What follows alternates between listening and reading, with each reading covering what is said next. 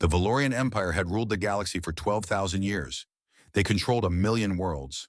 They commanded 10,000 warships. Every species they had ever met had bent the knee or been crushed into dust. This was the natural order of things. This was how the universe worked. Commander Tyrell Vashon stood on the bridge of his patrol cruiser and stared at his sensor screen with confusion. Something was wrong with the readings. A mass signature had appeared near Sensor Station 12, out in the outer shroud. But there was no subspace wake, no energy trail, nothing to explain how a ship-sized object could simply appear in empty space. Every species used subspace to travel between stars. This was not opinion. This was physics. The Valorian scientists had proven thousands of years ago that no other method was possible. You entered subspace, you traveled, you exited. The beacon network tracked every transition. Nothing moved through the galaxy without the Empire knowing.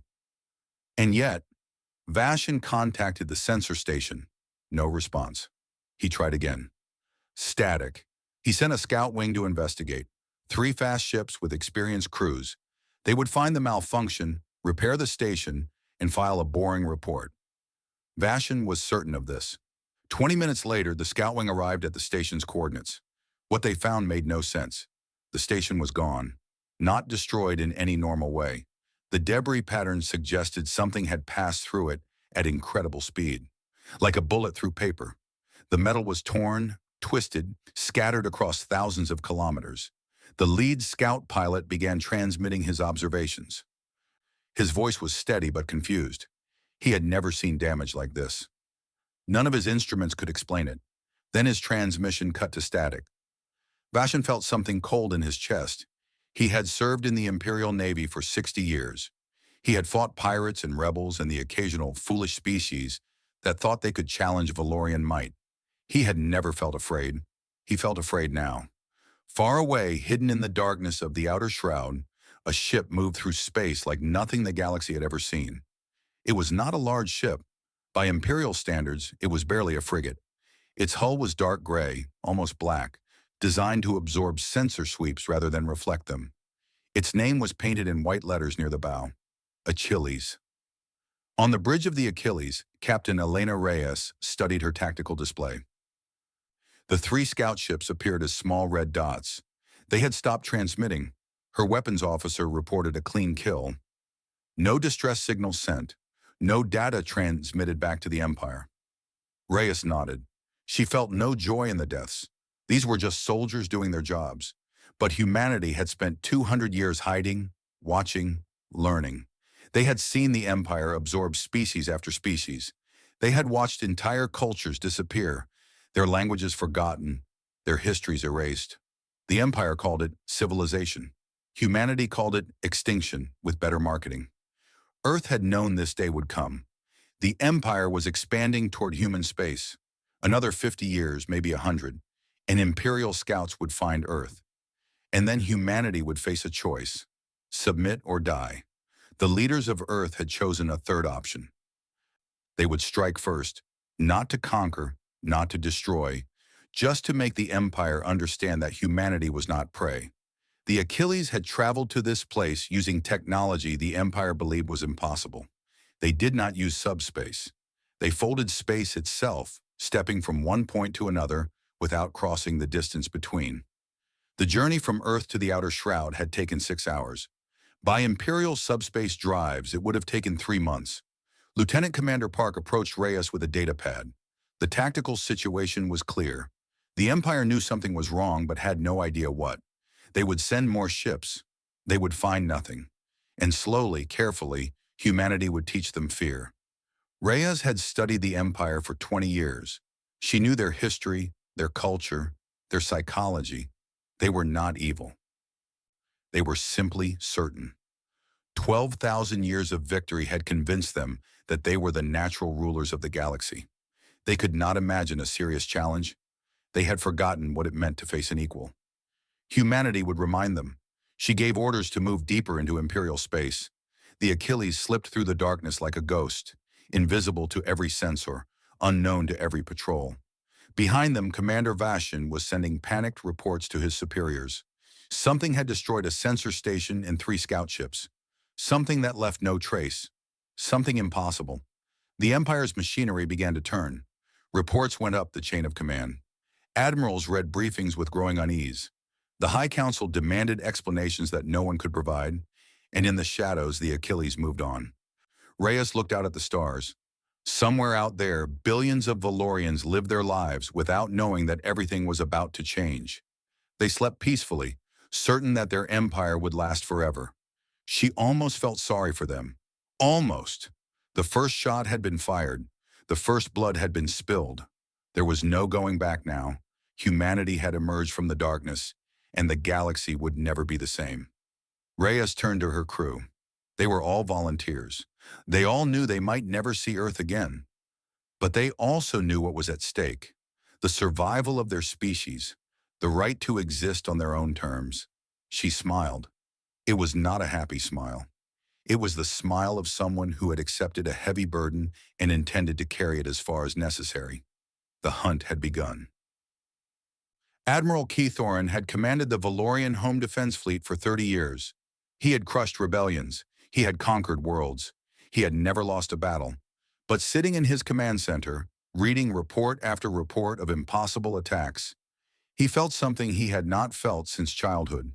He felt helpless. In the past 2 weeks, 17 Imperial installations had been destroyed. Supply convoys vanished without trace. A refueling depot exploded with no warning. Communications relays went dark one after another, creating blind spots across entire sectors. And not once, not a single time, had anyone seen the enemy. The High Council demanded answers. Kethoran had none to give. His fleet was designed for a different kind of war. Valorian military doctrine was built on certainty. You tracked your enemy through the beacon network. You knew where they were and where they were going. You positioned your forces and crushed them with superior numbers. War was almost mathematical. Input forces, calculate outcomes, achieve victory. But this enemy followed no rules. They appeared from nowhere. They struck without warning. They vanished before anyone could respond. His captains reported sensor ghosts, phantom contacts, readings that made no sense. Some had begun to doubt their own instruments. Some had begun to doubt their own eyes. Far from the Admiral's concerns, the Achilles continued its work. Captain Reyes sat in her ready room, studying reports from her intelligence team. The Empire was reacting exactly as predicted. Confusion first, then fear, then paranoia. Valorian commanders were trained to fight enemies they could see. An invisible enemy broke something deep in their understanding of warfare. She pulled up a tactical map. Red dots marked Imperial installations. Green dots marked places the Achilles had struck. The pattern looked random, but it was carefully designed. Each attack sent a message. Each disappearance planted a seed of doubt. Her executive officer, Commander Torres, entered with fresh data. The Empire had begun to pull ships from the frontier, concentrating them around core worlds. They were scared of shadows, defending against an enemy they could not find. This was the goal, not destruction, terror. Reyes understood something the Empire did not. Humans had been fighting each other for thousands of years. They had invented every form of warfare imaginable. They had learned that victory did not always go to the strongest. Sometimes it went to the most creative. Sometimes it went to the most patient. Sometimes it went to those willing to fight in ways their enemies could not understand. The Achilles struck again that night, a military communications hub on the edge of the Corvin system. The ship appeared inside the defensive perimeter, destroyed the hub with a single precise shot, and vanished before the patrol ships could even turn toward them. The entire attack took 11 seconds, but Reyes left something behind. A message beacon, broadcasting on Imperial frequencies. The words were simple, written in perfect High Valorian. "We see you. You never saw us." The message spread through the fleet like fire. Captains read it to their crews. Rumors grew with each telling. Some said the ghost ship was crewed by demons. Some said it was an ancient weapon from before the Empire. Some said it was a punishment from the gods for Valorian pride. Admiral Kethoran read the message in his command center. His hands trembled slightly, not from fear of death. He had faced death many times, but from fear of something worse. He was beginning to understand what he faced. This was not a military campaign. This was psychological warfare on a scale he had never imagined. The enemy was not trying to defeat the Imperial fleet in battle. They were trying to make the fleet defeat itself. He ordered his captains to maintain discipline. He threatened punishment for spreading rumors. But he knew it was useless. Fear was contagious. Once it started spreading, it could not be stopped. The next week brought more attacks. A patrol squadron destroyed in the Veth corridor. A shipyard damaged by explosives that no one saw planted. An Imperial captain, driven mad by paranoia, opened fire on his own escort ship, convinced it was the Ghost in disguise. Kethoran watched his fleet slowly fall apart. Ships that should have been patrolling were huddled together for protection. Crews that should have been confident were jumping at shadows. The mighty Valorian navy, conqueror of 1,000 species, was afraid of the dark. He began to study the enemy, not their tactics, their psychology. What kind of mind planned something like this? What kind of species thought this way?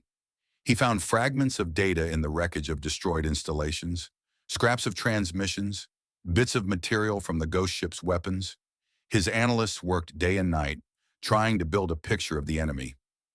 What they found disturbed him more than the attacks.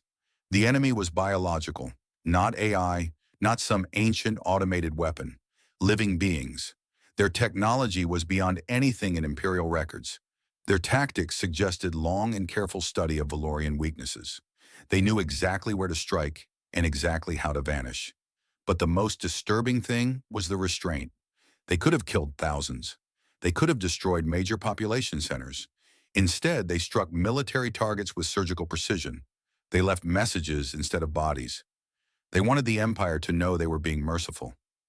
Kethoran sat alone in his quarters that night. He was an old soldier. He had seen much, but he had never seen anything like this. An enemy that did not want to destroy the Empire. An enemy that wanted the Empire to be afraid. And the worst part was, it was working. He looked out at the stars. Somewhere out there, invisible and patient, the ghost ship was watching, waiting, planning its next move. For the first time in his long career, Admiral Kethoran did not know what to do. Emperor Valathan Nus sat upon the crystal throne, surrounded by the greatest lords of the Valorian Empire. The throne room was magnificent, built to inspire awe and submission. Golden pillars rose toward a ceiling painted with scenes of imperial triumph. Light streamed through windows made of gems from 100 conquered worlds. But today, no one felt triumphant. The noble houses argued like children. Lord Kevran demanded immediate war against the unknown enemy. Lady Sethis called him a fool and asked what army he would send against a ghost. Admiral Kethoran stood silent, his face gray with exhaustion, waiting to deliver more bad news. Valeth listened to them shout.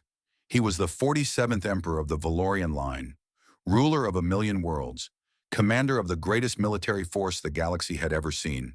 His ancestors had built an empire that had lasted 12,000 years, and now for the first time in all that history, an enemy had struck the empire and vanished without being identified. The Admiralty presented theories. Perhaps it was a rogue AI from the Mechanic Wars, somehow survived for millennia. Perhaps it was an interdimensional entity, slipping between realities. Perhaps it was a secret weapon developed by one of the subject races, finally turned against their masters. No one suggested the truth. No one imagined that a species from an uncontacted backwater region of space could have developed technology that made imperial science look primitive. Far across the galaxy, humanity's government faced its own crisis. The Strategic Council met in a bunker deep beneath the mountains of Earth. They watched transmissions from the Achilles with a mixture of pride and fear. Their plan was working beyond all expectations. The Empire was confused, frightened, pulling back from the frontier. For the first time in centuries, imperial expansion had stopped, but the Council knew the truth. The Achilles was alone, one ship against 10,000. If the Empire ever discovered humanity's location, if they ever brought their full force to bear, Earth would burn. Chancellor Morrison read the latest intelligence reports. The Empire was beginning to recover from its shock. Sooner or later, they would start thinking clearly again. They would realize that the ghost ship however advanced, was still just one ship. They would begin hunting in earnest. The council debated options. Some wanted to recall the Achilles, to hide and hope the Empire forgot about them. Others wanted to build more ships, to continue the campaign until the Empire collapsed from within. Morrison chose a third path: contact. He sent orders to Captain Reyes. Open negotiations. Reveal humanity's existence. Try to establish diplomatic relations before the Empire understood how few humans there actually were. It was a desperate gamble, but it was the only chance for real peace. Reyes received the orders in her ready room. She read them twice, then sat in silence for a long time.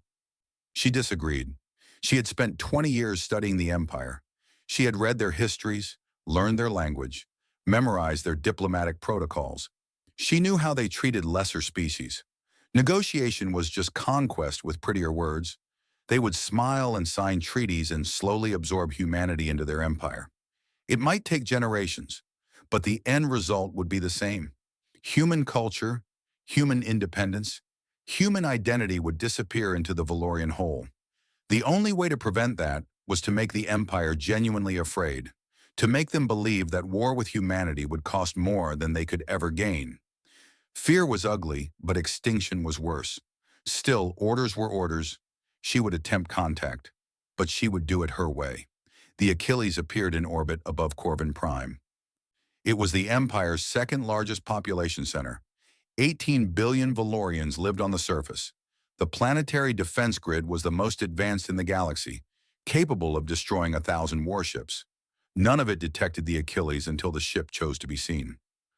Alarms screamed across the planet. Defense platforms powered up. Emergency broadcasts interrupted every channel. Citizens looked up at the sky and saw something impossible: an alien warship hanging above their world like a dark moon.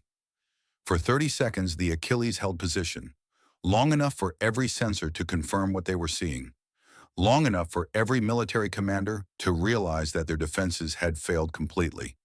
Then Captain Reyes broadcast a message. Her face appeared on every screen on Corvin Prime, a human face. Strange and alien to Valorian eyes, but undeniably intelligent, undeniably real. Her words were simple. "We come in peace. We wish to talk. In 3 days, we will wait at these coordinates in neutral space. Send representatives. Let us end this before more blood is spilled." She transmitted a location in the Cathani Expanse, a region of unclaimed space far from any populated world. Then the Achilles vanished. On Corvin Prime, 18 billion Valorians tried to understand what had just happened. The ghost was real. The ghost had a face. The ghost could have destroyed them all and chose not to. On the Crystal Throne, Emperor Valeth received the message minutes later. His advisors urged caution. It could be a trap. It could be a trick. The enemy was dangerous and unknown. Valeth listened to them all. Then he made his decision. They would send representatives. They would meet this enemy face to face. Because the alternative was to admit that the Valorian Empire feared something it could not see, and that was something no emperor could accept. The countdown to first contact had begun. The Cathani Expanse was a region of empty space, claimed by no one, wanted by no one. Stars were sparse here, and the darkness between them seemed to stretch forever. It was the perfect place for two civilizations to meet for the first time. The Empire sent a diplomatic cruiser escorted by 40 warships. Admiral Cathorin had argued for more, but the Emperor overruled him. Too many ships would look like fear. 40 was enough to show strength without seeming desperate. Ambassador Seleth Vorn stood at the window of his shuttle, watching the escort fleet take position around the meeting coordinates. He had served the Empire for 200 years. He had negotiated with rebels, conquered peoples, and proud species who thought they could resist Valorian might. He always won. He was the Emperor's voice, and the Emperor's voice always won. But today felt different. Today, for the first time, he did not know what to expect. The human ship appeared without warning. One moment, empty space. The next moment, a dark gray vessel hanging motionless among the stars. No subspace wake, no energy signature until it chose to reveal itself. The escort fleet scrambled to track it, but their targeting systems could not get a solid lock. Vorn watched the human ship with careful eyes. It was small by Imperial standards, barely a frigate, and yet 40 warships could not threaten it. The implications made his scales itch. He boarded a neutral shuttle and crossed the space between the fleets. The shuttle docked with the human vessel. Vorn walked through an airlock and into unknown territory. Commander David Chen was waiting for him. Vorn had expected many things: savages with weapons, soldiers with cold eyes, politicians with fake smiles. What he found was a small man in a simple uniform, hands folded peacefully, speaking perfect High Valorian.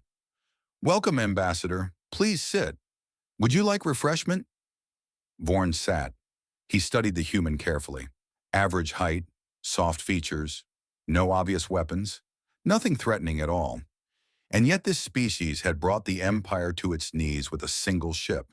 The negotiation began. Vorn used every technique he had learned in 2 centuries of diplomacy. He offered friendship while implying threats. He praised human technology while suggesting the Empire had secrets of its own.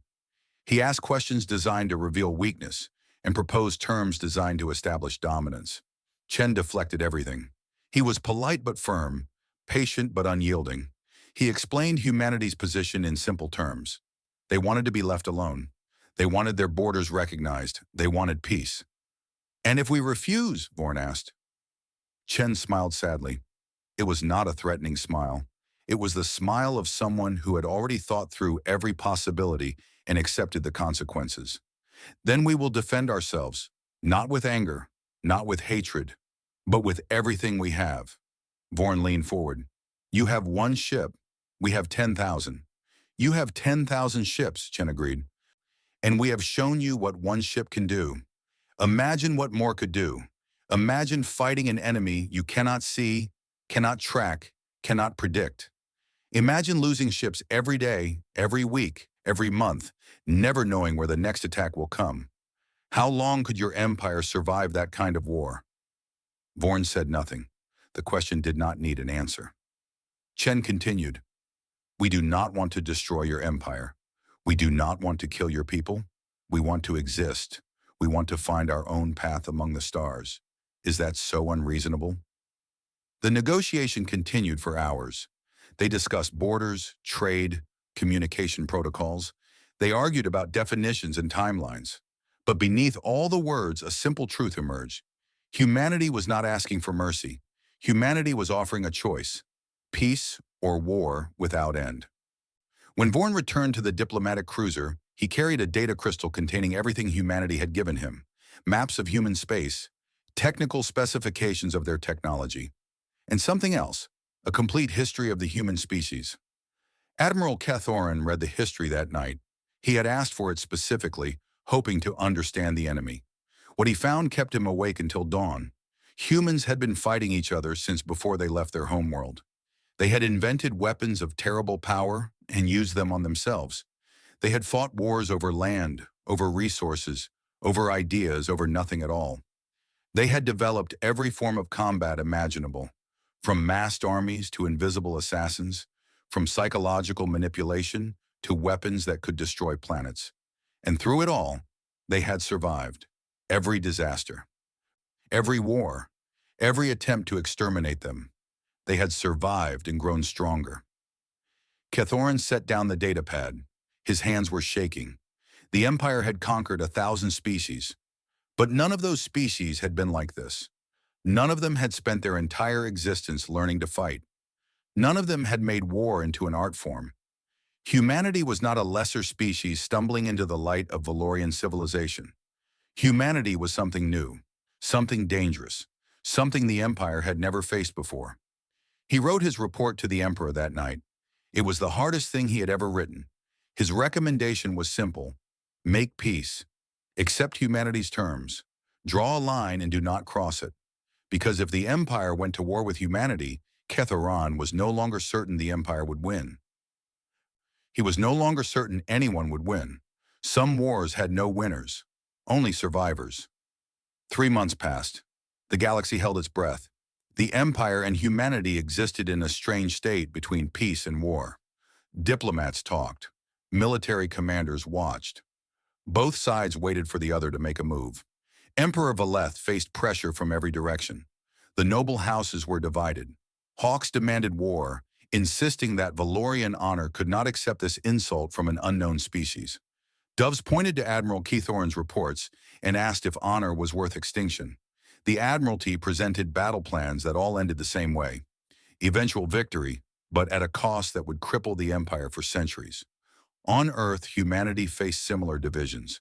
Hardliners wanted to continue the campaign, to strike deeper into Imperial space, to make the Empire so afraid they would never think of expansion again. Moderates argued that the goal was survival, not conquest, and that peace served that goal better than endless war. Captain Reyes watched these debates with growing frustration. 3 more fold space ships had been completed. Humanity was no longer defenseless. But 3 ships, or 10 ships, or 100 ships were still nothing against the full might of the Valorian Empire. If war came, humanity might win battles. They would not win the war. She received new orders from Earth. Maintain position, await diplomatic resolution. She read the orders. She deleted them. Then she gave her crew a choice. What she planned was unauthorized, possibly criminal, definitely dangerous. Anyone who wanted to leave could transfer to one of the new ships and return home without shame.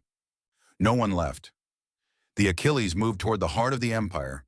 It took 2 weeks to reach Valoria, 2 weeks of careful navigation, avoiding patrols, slipping through the gaps in Imperial defenses. 2 weeks of traveling deeper into enemy territory than any human had ever gone. Valoria was beautiful, the throne world of the Empire, center of Valorian civilization for 12,000 years. Orbital stations circled the planet like jeweled rings. Ships moved in constant streams between the surface and space. The planet itself glowed with the lights of 100 billion people. The Achilles appeared above the capital city. Every alarm in the system screamed. Defense platforms locked on. 1,000 weapons charged. The Imperial Guard scrambled fighters. For one terrible moment, the galaxy's most powerful military prepared to destroy a single ship.